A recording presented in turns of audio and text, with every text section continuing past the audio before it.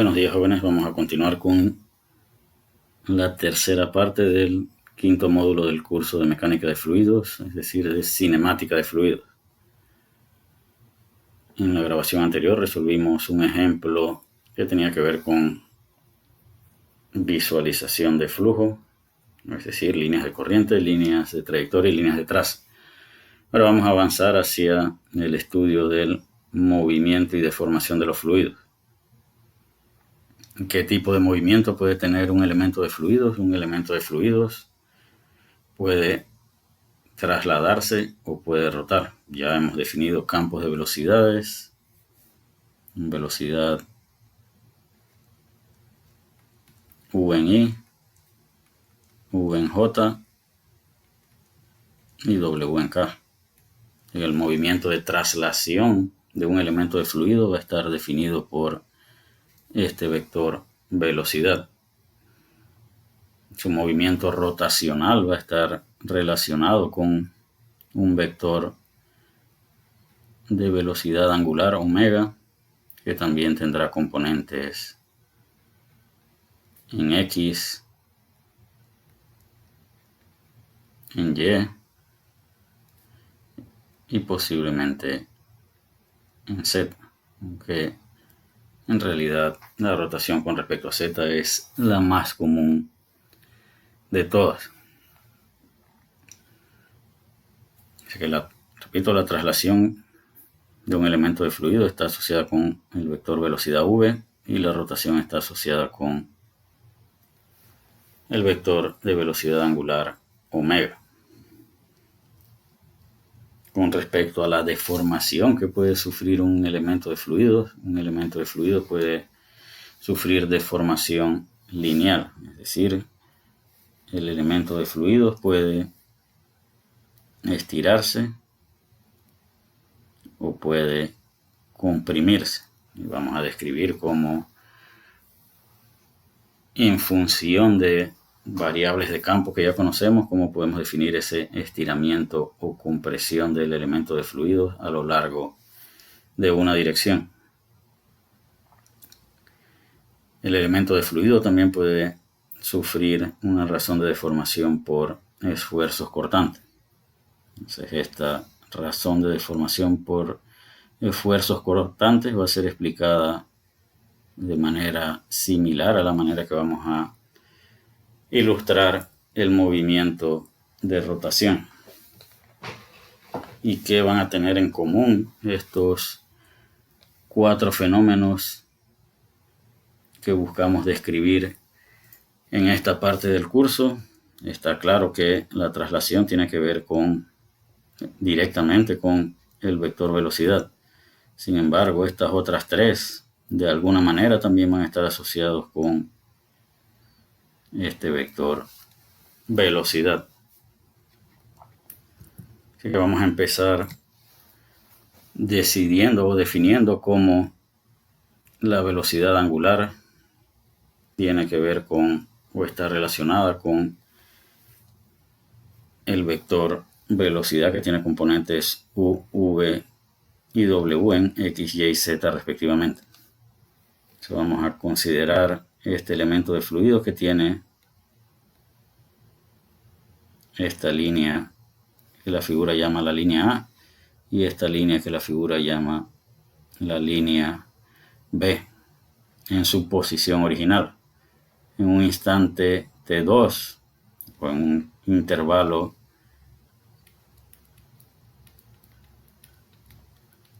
de tiempo delta T,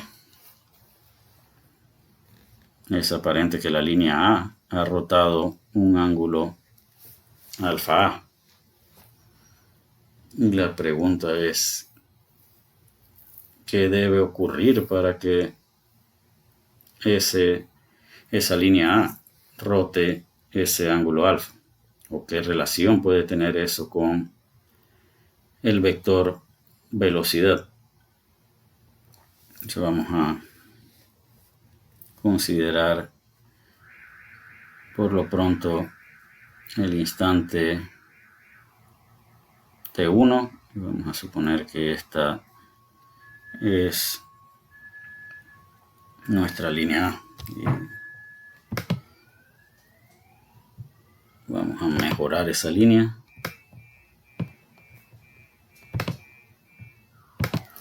Y acá nuevamente tenemos nuestra línea A. Y esto es, vamos a llamarlo esto el punto X, y este el punto X más de X. Eso implica que esta distancia de aquí a aquí es, o la vamos a considerar de X. Y acá tenemos estos dos puntos que definen la línea A. ¿Qué tan rápido se desplaza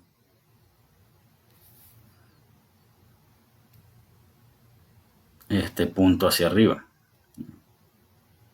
Ya tenemos el punto de coordenada X y queremos saber qué tan rápido se desplaza en la dirección vertical ese punto.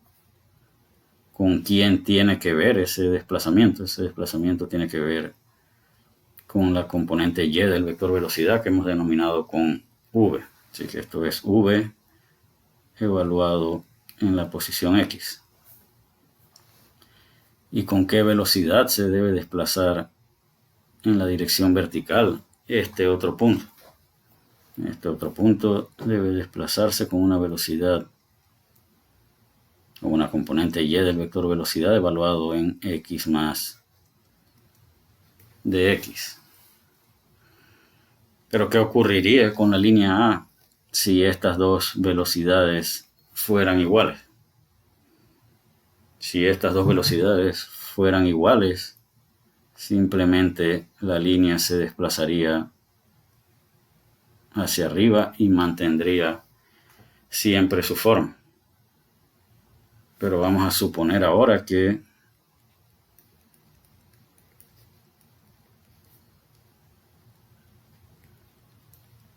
este fuera el caso.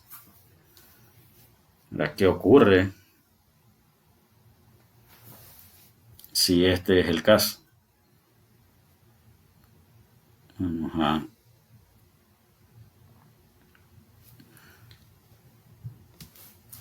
a ir al tablero mejor.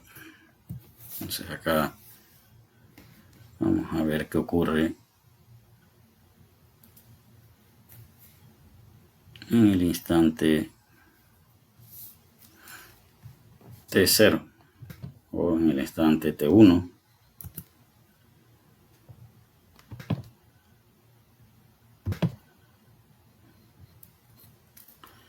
Ya tenemos nuestra línea A. Este era el punto de coordenada X y este es el punto de coordenada X más de X que decimos se desplaza en esta dirección a una velocidad v y este se desplaza a una velocidad v evaluada en x más de x. Esto representa lo que ocurre en T1. Ahora vamos a ver qué ocurre en T2.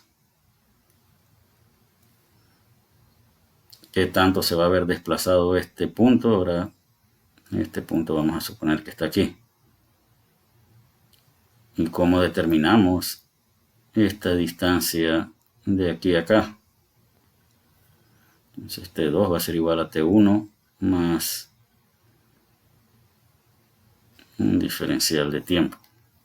Esta distancia que recorrió este punto de aquí hasta acá va a ser igual a v multiplicado por dt. Y habíamos supuesto que íbamos a considerar este caso. Que si esta velocidad es más grande que esta, en este mismo intervalo de tiempo, ¿qué tanto debe haberse desplazado este punto? Debe desplazarse una distancia mayor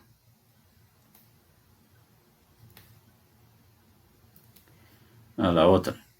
Así que acá esta distancia ahora va a estar dada por esta componente y del vector velocidad evaluada en esta posición multiplicado por dt.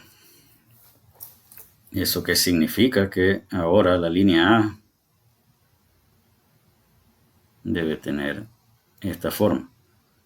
Por lo tanto, debido a esa diferencia en las componentes y del vector velocidad, esta línea debe rotar un ángulo alfa A.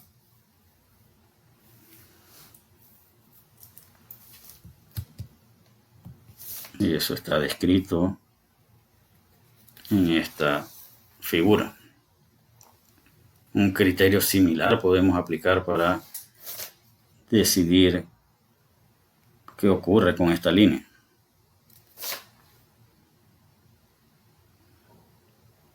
Sin embargo, para que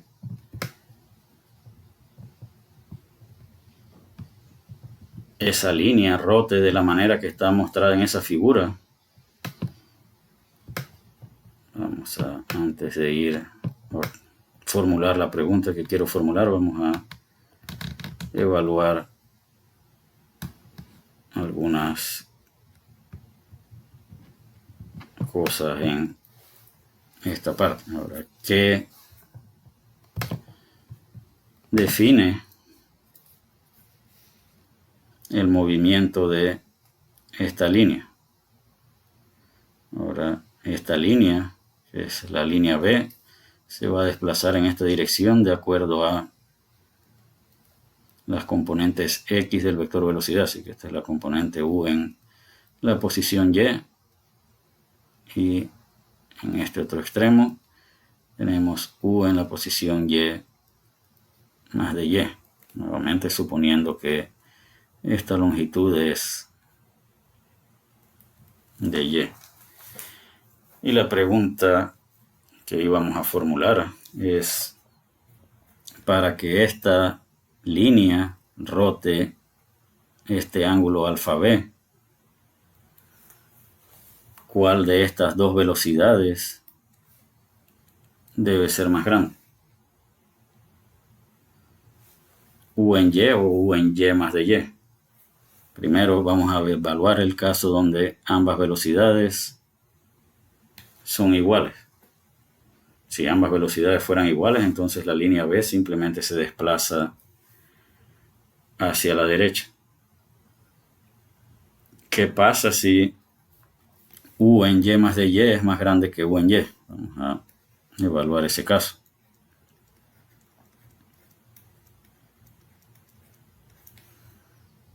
¿Cuál de estos puntos se desplazaría más rápido hacia la derecha? Sería el punto en esta posición. Y si este punto se desplaza más rápido que este, ¿en qué dirección debería rotar la línea B? Debería rotar en esta dirección. Es decir, que para que esto rote este ángulo alfa B que describe esta figura, el comportamiento que se debe dar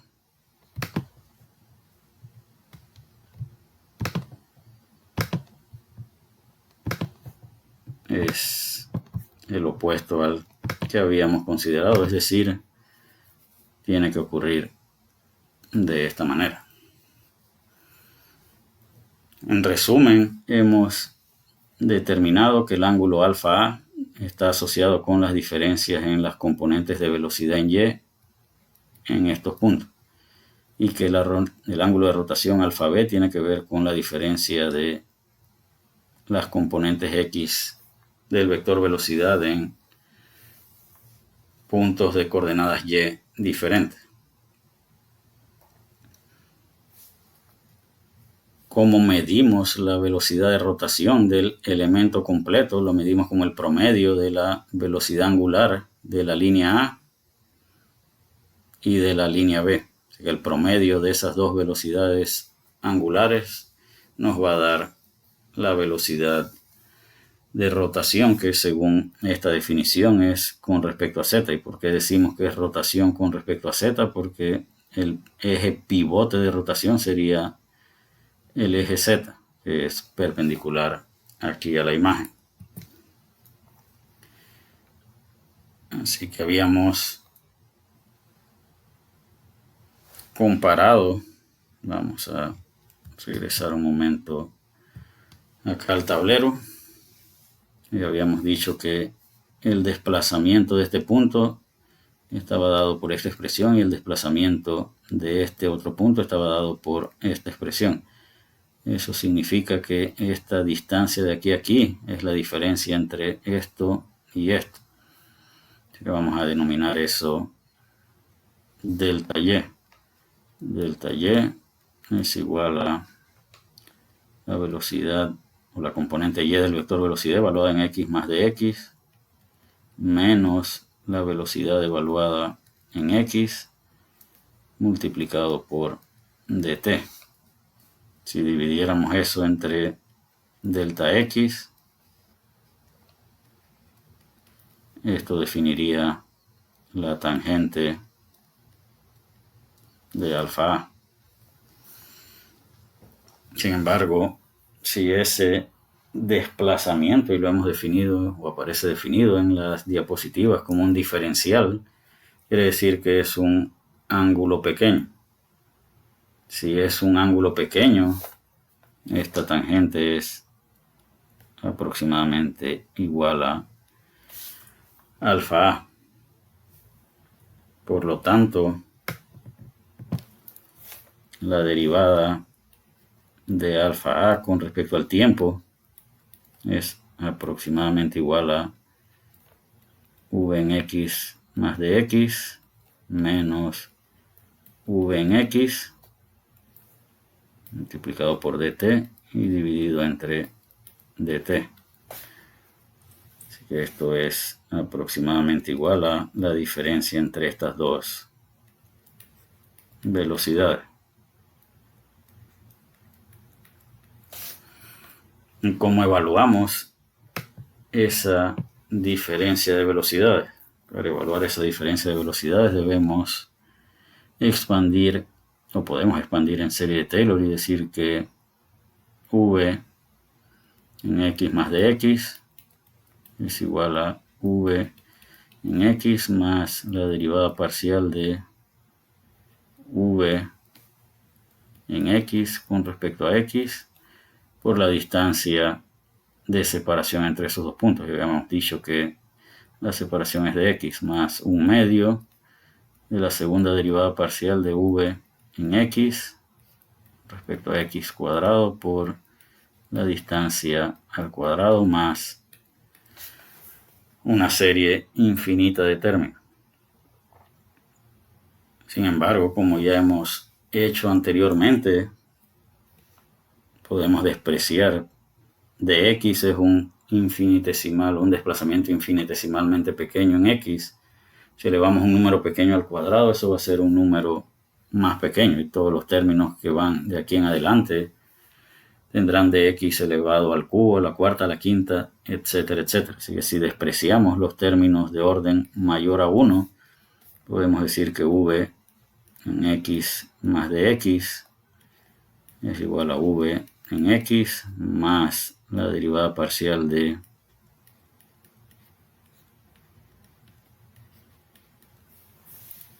esto que tenemos aquí. Y acá en este de alfa a nos faltó dividir esto entre delta x. Corregido eso, entonces si a la vx simplemente le llamamos v, podemos decir que v en x más de x es igual a v más la derivada parcial de v con respecto a x por dx. Por lo tanto, la derivada o la velocidad angular de alfa a dt es igual a v más la derivada parcial de v con respecto a x por dx menos v dividido entre delta x, donde estos dos términos se cancelan y delta x representaba la diferencia entre la ubicación de los extremos de la línea A, es decir, que esa distancia es de x. acá esta distancia es también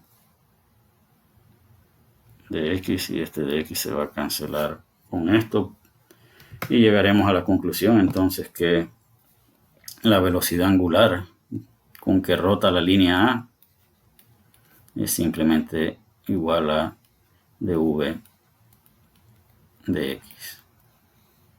Y esto es un hallazgo importante. Que hayamos definido esta variación o esta velocidad angular con que rota la línea A. Un criterio similar podemos utilizar para definir alfa b. Y recordando que para que esta línea rote en esta dirección, esta velocidad debe ser más grande que esta. Incluimos este signo negativo acá. Ahora esta diferencial de ángulo de rotación tiene que ver con las diferencias de velocidades o la diferencia de las componentes x del vector velocidad. Y aplicando un criterio similar, expandiendo en serie de Taylor, obtendríamos que la velocidad angular con que rota la línea B está dado por el negativo de du de y.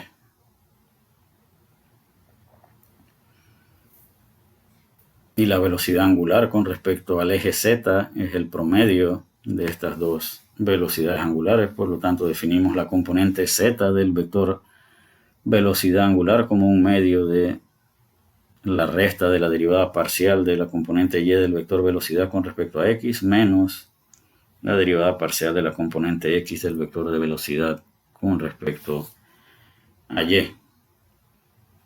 Y un criterio similar podríamos utilizar para definir la componente x y la componente y del vector de velocidad angular que acá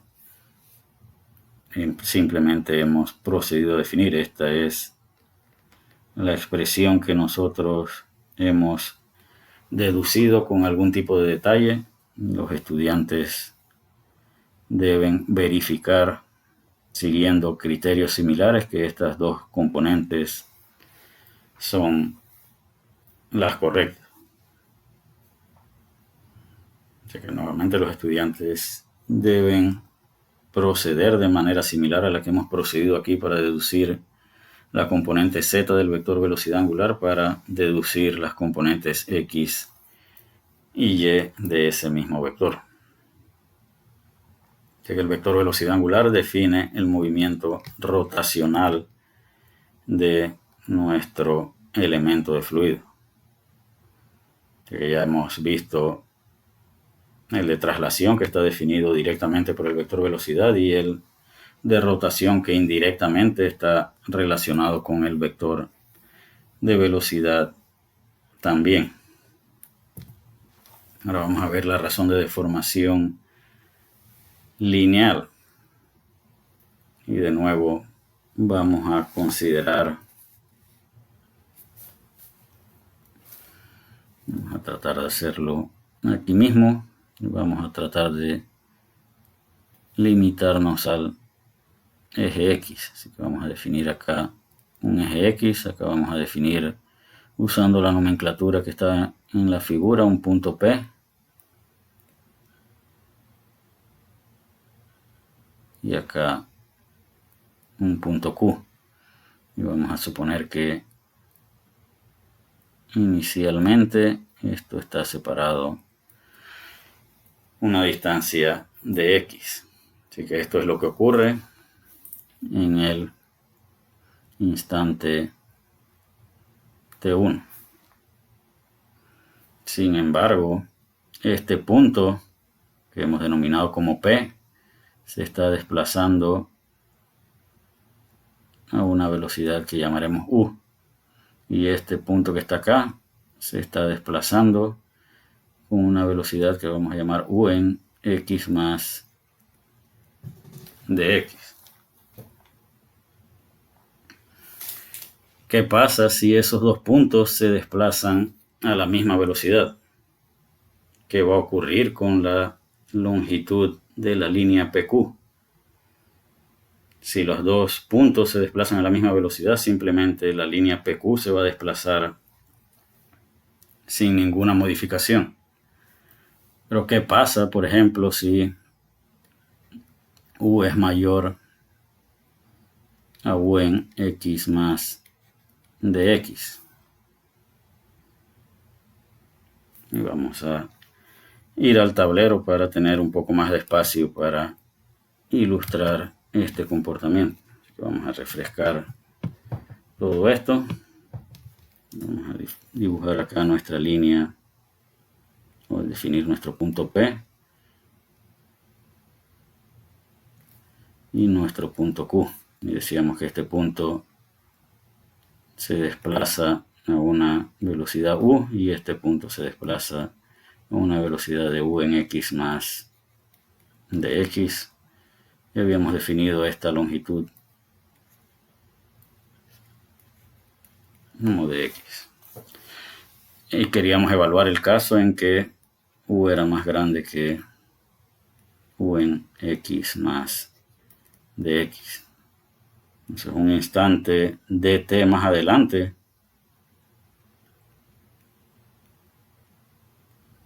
el punto P se habrá desplazado hacia acá.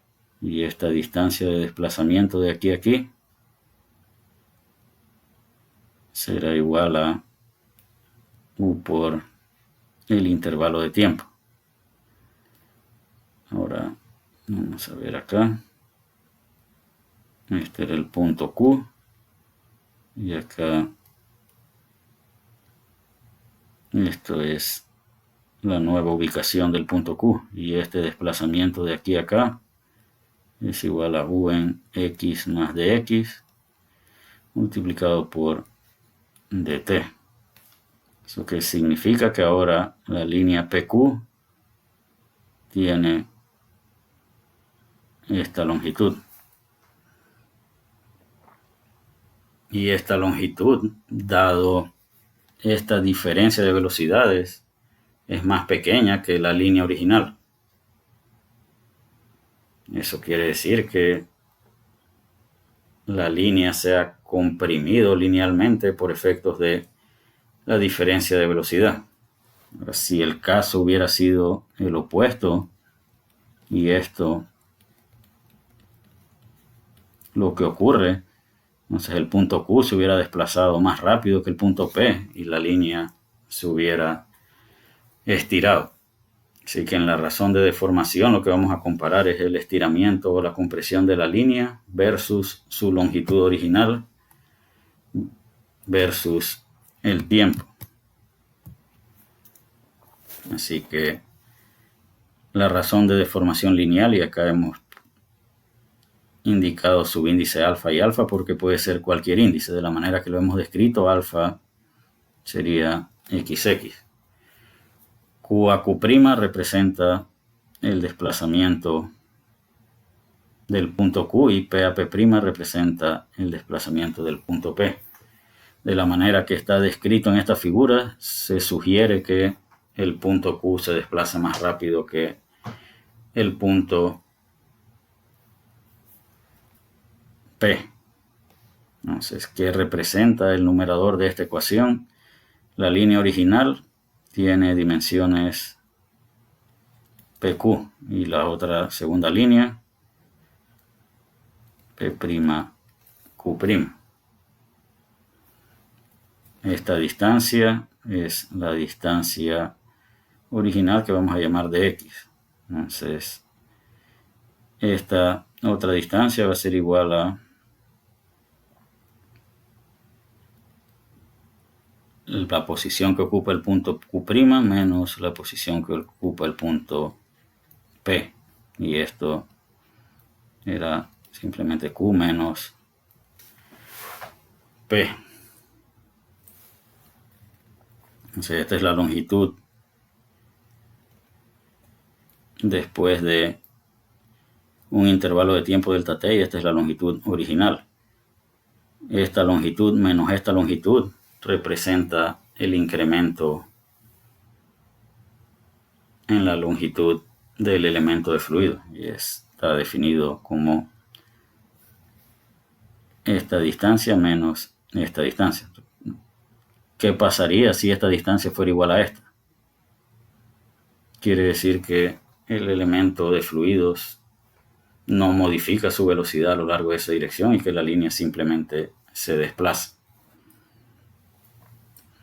Asociando el desplazamiento de cada uno de esos puntos con las velocidades, diríamos que la velocidad en esta dirección, en este punto, es igual a esa misma velocidad en este punto, más la derivada parcial con respecto a esa posición por dx. Esto es expansión en serie de Taylor, despreciando términos de orden mayor a 1. Y esto representa el desplazamiento del punto P. Esto comparado con la distancia original que hemos definido como dx, representa una deformación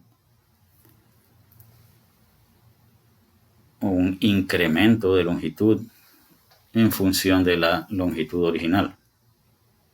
Si esto fuera igual a 1, quiere decir que el desplazamiento no sufre o no hay deformación en el desplazamiento.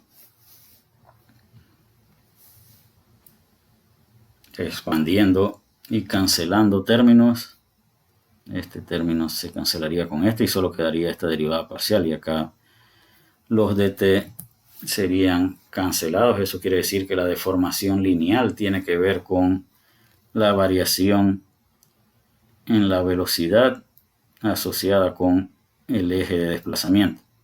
Si este fuera el eje x, diríamos que epsilon xx es igual a la derivada parcial de u con respecto a x. Si este fuera el eje y, diríamos que epsilon o la deformación lineal en y sería dv de y. Y el estudiante puede deducir que la deformación lineal en la dirección z es dw de z. Y es lo que se expresa en este recuadro, donde aparece la razón de deformación lineal en coordenadas cartesianas a lo largo de cada uno de los ejes x, y y z. Que para que haya deformación en y, tienen que haber variaciones de velocidad en la dirección y. Para que haya deformación en x, tiene que haber variaciones de velocidad en la dirección x. Así que ya hemos asociado la razón de deformación lineal también con el vector velocidad. Si consideramos las variaciones lineales en todas las direcciones, entonces definiríamos la razón de deformación volumétrica. La razón de deformación volumétrica es la sumatoria de las deformaciones lineales en las tres direcciones. Y dice acá que para un fluido incompresible la razón de deformación volumétrica debe ser igual a 0. Decíamos que un elemento de fluidos puede sufrir deformación lineal, pero si el fluido es incompresible no puede sufrir variaciones en su densidad. Así que vamos a ver qué significa eso. Vamos a suponer que acá tenemos este elemento de fluidos cuya masa es m. Si yo estiro el elemento de fluidos de esta manera,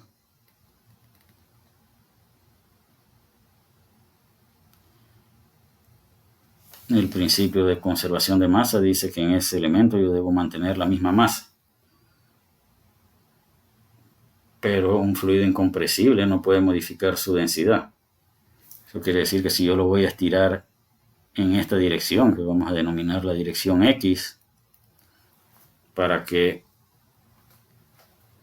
al no poder modificar su densidad se mantenga la misma masa, si yo lo estiro en X debe comprimirse en Y o debe comprimirse en Z, de tal manera de que el volumen total sea siempre el mismo. Por eso decimos que la razón de deformación volumétrica de un fluido incompresible debe ser cero, porque la misma masa siempre debe estar asociada con el mismo volumen. Y cuando lleguemos al módulo de análisis diferencial de fluidos, veremos que para un fluido incompresible, balance de masa en forma diferencial está dado por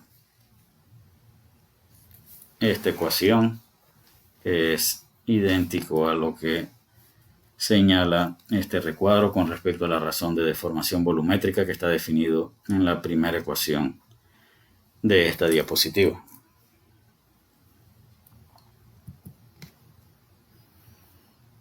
Ahora vamos a avanzar hacia el último tipo de deformación, que es la razón de deformación por esfuerzos cortantes, que para explicarlo debemos utilizar una lógica similar a la que utilizamos para definir la velocidad angular.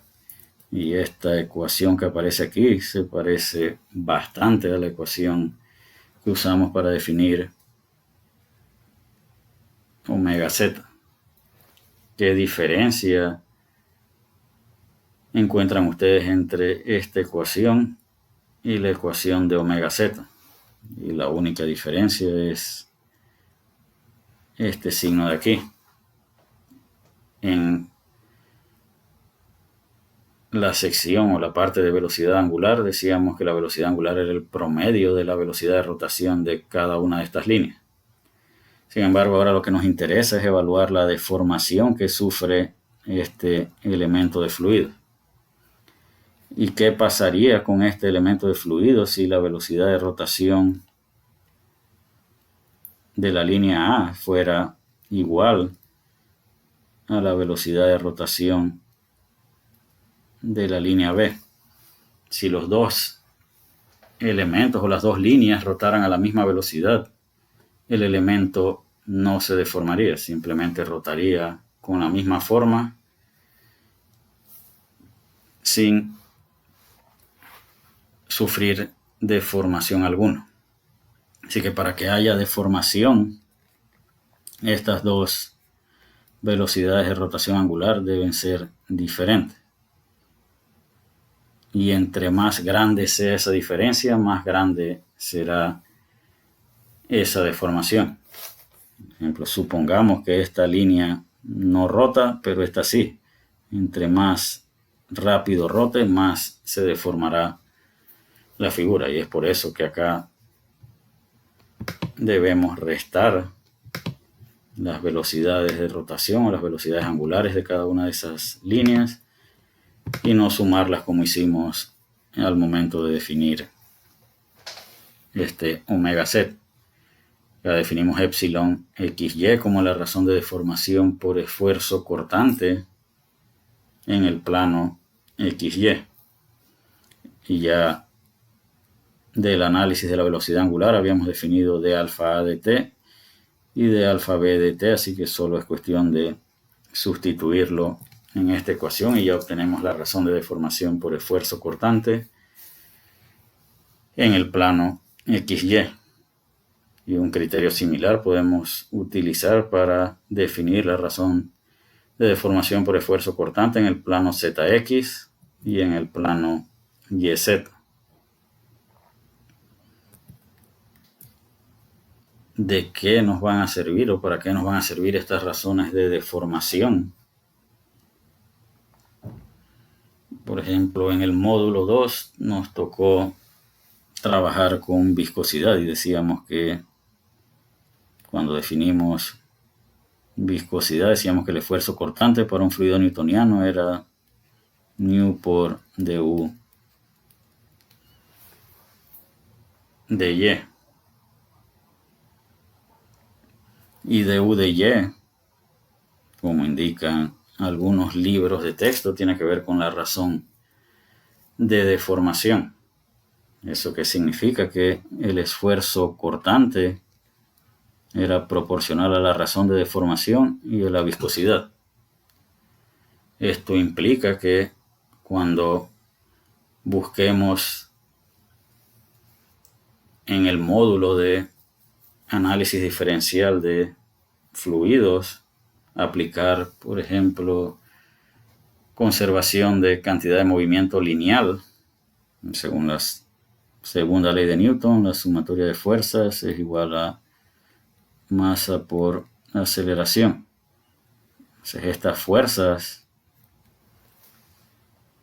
van a estar de alguna manera asociadas con estas razones de deformación y van a estar asociadas con la viscosidad.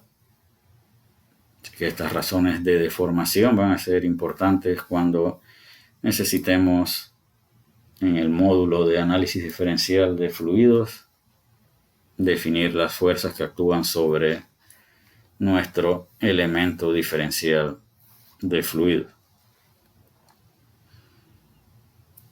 Continuando con parámetros que están asociados con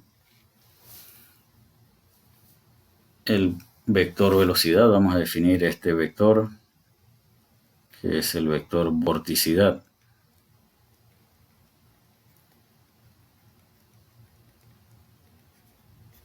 Y el vector vorticidad, que representamos con la letra griega chita, es el producto cruz del operador nabla que ya hemos definido en clases anteriores de este módulo, y el vector velocidad. Así que tenemos que producir el producto cruz del operador nabla y del vector velocidad, de tal manera que este vector vorticidad está dado por esta ecuación que se asemeja a la ecuación o a la definición del vector de velocidad angular.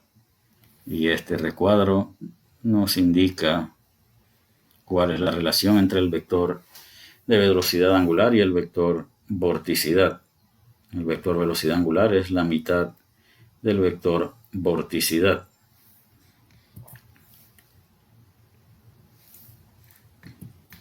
Vamos a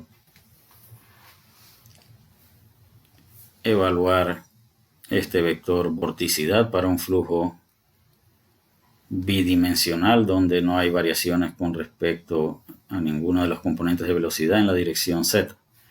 Para empezar, W es igual a 0 y cualquier variación de las componentes x y y con respecto a z también son 0. Así que si vamos acá al vector vorticidad, cualquier cosa que tenga que ver con W es 0 y cualquier variación con respecto a z también es 0. Eso reduce las posibilidades de vorticidad solamente a la dirección z. Para ese flujo bidimensional, el flujo solo puede rotar con respecto a la dirección z, como lo muestra esta figura. Ahora, si suponemos que las variaciones de la componente x del vector velocidad con respecto a y son mucho más grandes que dv de x, entonces este término sería despreciable con respecto a este. Ese sería el caso de un flujo unidimensional o un caso que reúna estas características. Y estas características las reúne la región que en los primeros módulos definimos como la capa límite. Así que dentro de la capa límite el vector de velocidad es bidimensional. Dentro de la capa límite el vector velocidad tiene esta forma. Sin embargo, dentro de la capa límite se reúnen estas características. Así que la vorticidad dentro de la capa límite tiene que ver con las variaciones de U con respecto a Y. Y decíamos que fuera de la capa límite de U de Y era aproximadamente 0. Decíamos que fuera de la capa límite los efectos viscosos no eran significativos. Así que ahora asociando estas acá dentro de la capa límite de U de Y es diferente de 0 y fuera de la capa límite es igual a 0. Asociando eso con el vector vorticidad, podemos decir entonces que dentro de la capa límite el flujo es rotacional y fuera de la capa límite el flujo es irrotacional.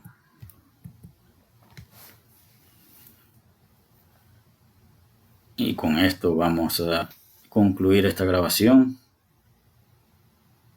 y los estudiantes deben realizar sus consultas o expresar sus dudas y resolverlas a través de los mecanismos disponibles, ya sea el foro, el correo o cualquier otro canal de comunicación que haya sido puesto a disposición de los estudiantes. Así que por lo pronto concluimos esta grabación aquí y continuaremos con la última parte de este módulo en una siguiente grabación.